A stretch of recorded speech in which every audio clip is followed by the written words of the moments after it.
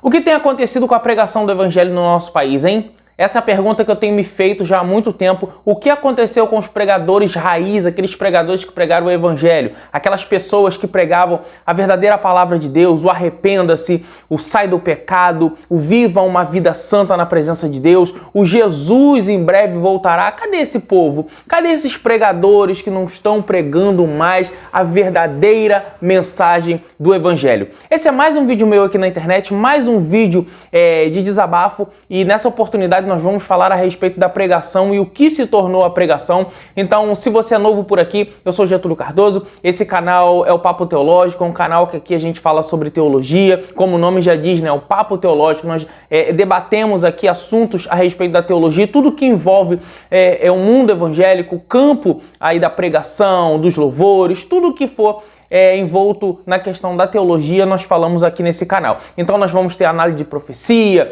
nós vamos ter críticas a falsos profetas e tudo aí que envolva o campo da teologia. Nessa oportunidade, irmãos, eu quero falar com vocês a respeito da pregação. Se você não sabe, eu tenho uma playlist aqui no canal com um mini curso rapidinho para que você entenda um pouco a respeito do que é pregação. Então eu fiz um mini curso de homilética, que é a arte de pregar, como se portar no altar, como pregar. Vou deixar linkado aqui, acesse o nosso grupo, peça lá a sua apostila e aprenda, estuda com a gente. Então, hoje eu quero falar um pouquinho a respeito da pregação do evangelho e o que se tornou a pregação do evangelho. Charles Spurgeon, ele tem uma frase muito interessante que ele diz que a graça que não me muda, essa graça não me salva. Então, nós estamos vendo hoje uma graça que está sendo pregada ou uma hipergraça que está sendo pregada, que a pessoa ela não precisa mudar de vida. É aquele velho conceito do porco que se acha ovelha, mas ele continua rolando na lama e ele acha que ele é uma ovelha. Então, essa síndrome de pregações de autoajuda associados a louvores antropocêntricos, ou seja, louvores que o homem está no centro e não Jesus. Não existe a mensagem da cruz pregada em louvores, porque existem dois tipos de louvores. Aquele louvor que é um elogio a Deus e aquele que a gente chama de louvor, mas não é o louvor, que é uma mensagem de Deus ao homem de uma forma cantada. Porém, a gente tem exaltado muito essa segunda parte aí, e lógico, nós não estamos falando de louvor no vídeo de hoje, mas é só para que você entenda que as mensagens antropocêntricas, ou seja, você vai vencer, você vai ganhar, o seu inimigo vai ver a sua vitória, os teus inimigos vão ver você sentado na mesa e não vão sentar, ou seja, não existe uma mensagem bíblica, existe uma mensagem de vingança, uma mensagem de quando você conseguir, os outros vão ficar com inveja. Quem tem inveja de você hoje vai ver você sendo exaltado. Não há uma crítica a isso, e sim uma constante evolução em associar esse tipo de música ao movimento cristão evangélico como louvor a Deus. Isso não é louvor a Deus. E a pregação do evangelho, ela tem caminhado nessa mesma direção. Eu tenho analisado algumas mensagens de alguns pregadores, eu tenho visto algumas coisas grotescas dentro da mensagem, que hoje em dia se tornou autoajuda. Nós estamos vendo aí pessoas que se intitulam pastores ou mesmo são consagrados, mas que eles trazem, ao invés de uma mensagem da cruz, ao invés de apresentar Jesus como Salvador e apresentar o caminho para o céu, eles planejam apresentar um Jesus que se importa muito mais com a vida terrena, com aquilo que você está passando hoje, com aquilo que você pode conseguir materialmente hoje, do que o céu ou a perdição eterna. Então nós vamos aí entender um pouquinho como isso aconteceu, como a pregação chegou nesse nível. Ela chegou nesse nível porque no decorrer aí dos anos 90, final dos anos 90 para os anos 2000, cresceu muito algumas heresias neopentecostais, como a teologia da prosperidade, unção do riso, pó de ouro na mão, dente de ouro, esse tipo de coisa que foi crescendo dentro das igrejas sorrateiramente. Só que dentre essas aí, a teologia da prosperidade foi a que mais cresceu e é a que mais se associa hoje com a hipergraça, com essa pregação coach. Por quê? A teologia da prosperidade, ela se importa muito com terreno no céu, na terra, perdão. Ela se importa muito com tesouro, não terreno, né, perdão. Com tesouro na terra, onde a traça e a ferrugem consomem. Então, eles têm muito foco em casa, carro, apartamento, vida financeira, esse tipo de coisa. Então, a teologia da prosperidade, ela perdeu um pouco a força, porém ela continua disfarçada nesse tipo de pregação antropocêntrica. Nós vivemos, irmãos, uma geração muito triste. Nós vivemos uma geração fraca de pessoas que por qualquer coisa elas têm crise disso, crise daquilo. E eu não estou criticando essas pessoas, porque realmente são casos que são enfermidades, são doenças sim.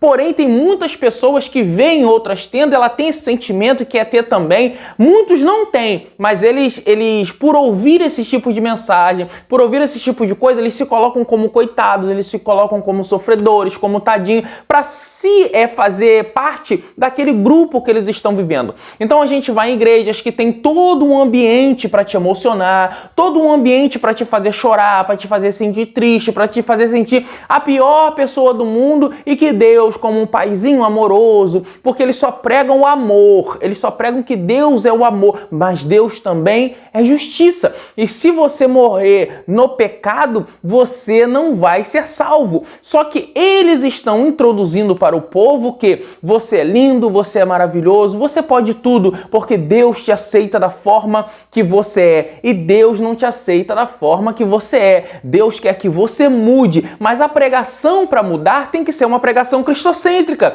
Tem que ser uma pregação que apresente a mensagem da cruz. Tem que ser uma pregação que apresente Jesus. E isso não tem nas mensagens deles. Eu nem estou falando de pregadores que pregam apenas o Antigo Testamento e isso se torna um sermão judaico. Por quê? Quando você prega de Malaquias para trás, ou de Gênesis a Malaquias, e não coloca Jesus dentro da mensagem, você não pregou uma mensagem cristocêntrica. Você pregou uma mensagem que é um sermão judaico. Se você não coloca Jesus dentro da mensagem, e isso eu ensino no curso, você pregou apenas um sermão judaico.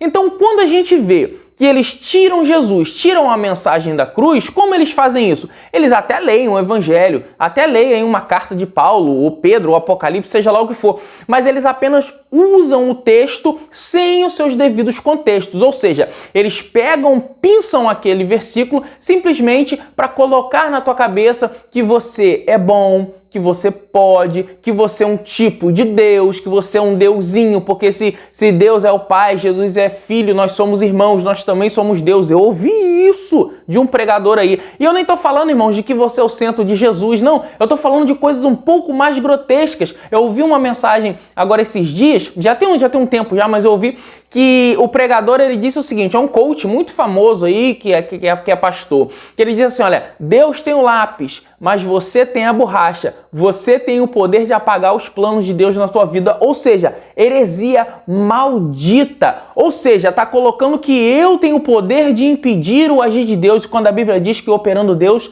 quem impedirá? Ou seja, são tipos de pregações que ou te deixam muito animados e que você é muito bom, que você pode, tirando aquilo que Paulo falou, pobre, miserável homem que sou, ou te deixa totalmente para baixo para você continuar dependente daquela pregação, para você continuar dependente daquela igreja, porque muitos também têm esse direcionamento, muitos têm ainda essa expertise de te deixar sempre triste para que você sempre esteja ali, o único lugar que te alegra ali. Quando você volta para sua casa, você continua ali nos seus remédios, você continua ali nas suas crises que você tem. Então, a igreja, em vez de pregar um verdadeiro evangelho, que é aquele que Jesus salva, cura e liberta, não. Eles estão pregando um evangelho terreno.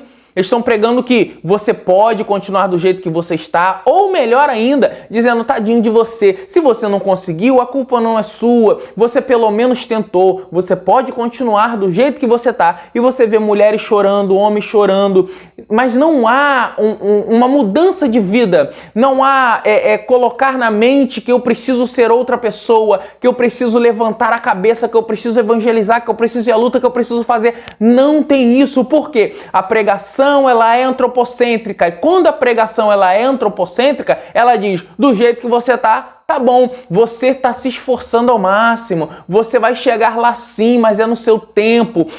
Tudo que está acontecendo na tua vida, eu sei que você é sofredor, mas Deus te ama, Deus quer fazer na tua vida. Isso é errado. Nós temos que olhar para trás, lembrar de onde caímos e nos arrependermos. A Bíblia diz que quem está em pé ora para que não caia, tantas outras bases que eu poderia dar aqui. A pregação hoje em dia é uma coisa que você não deve ouvir. Ouça na sua igreja. Se o seu pastor é um pastor sério, ele vai levar homens de Deus lá. Ou vai fazer que nem eu, irmãos. Raras são as pessoas que eu trago aqui na minha igreja. Eu prego. Eu ensino as minhas ovelhas a pregarem. Sabe por quê? Porque a igreja ela tem a cara do seu pastor.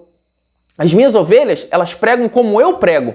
Se eu ensino a verdade para elas, elas vão aprender a verdade, elas vão pregar a verdade, doa quem doer. Agora, se eu ficar trazendo um, trazendo outro, confunde a cabeça da minha ovelha. Mas, se o seu pastor leva alguém de Deus, eu não estou falando desses homens famosos não, meu. Que esses famosos você tira uma meia dúzia, o resto não presta. Porque não pregam mensagens. Primeiro, eles não pregam a mensagem que Deus manda porque eles pregam para voltar, porque precisa de agenda. Então, quando eu prego para voltar, eu prego aquilo que ou quem me contratou porque tem contrato,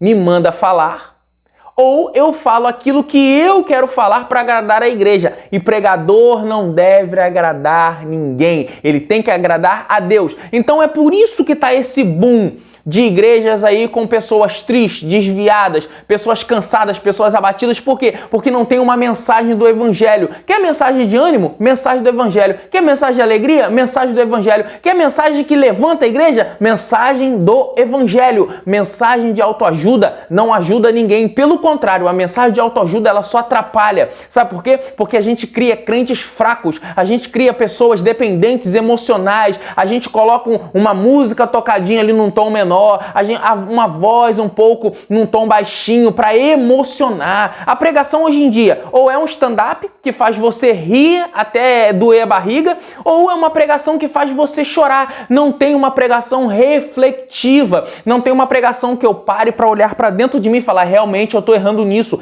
realmente eu estou sendo confrontado. Sabe por que não tem? Porque nós que pregamos o evangelho verdadeiro estamos perdendo os altares para esses coaches. Estamos perdendo o altar para essas pessoas que pregam heresia. Sabe por quê? Porque isso enche a igreja. Porque já chegou o tempo dos comichões nos ouvidos que Paulo falou. Que as pessoas, elas não dariam mais ouvido à verdade, e sim para fábulas, para contos. Eles amontoariam doutores para si que falariam para eles aquilo que eles queriam ouvir. Ou seja, a mensagem de confronto não pode mais ser pregada. A mensagem que vai de encontro ao pecado não pode mais ser pregada. Sabe por quê? Porque tem milhões de pregadores aí pregando para ficar famoso, pregando para se manter famoso, pregando para voltar, mas a mensagem do evangelho não está sendo pregada. Mas eu louvo a Deus que Deus ainda tem os seus remanescentes que pregam o verdadeiro evangelho, doa a quem doer. A Bíblia diz na carta aos Gálatas, o apóstolo Paulo falou, se eu mesmo ou um anjo do céu anunciar um outro evangelho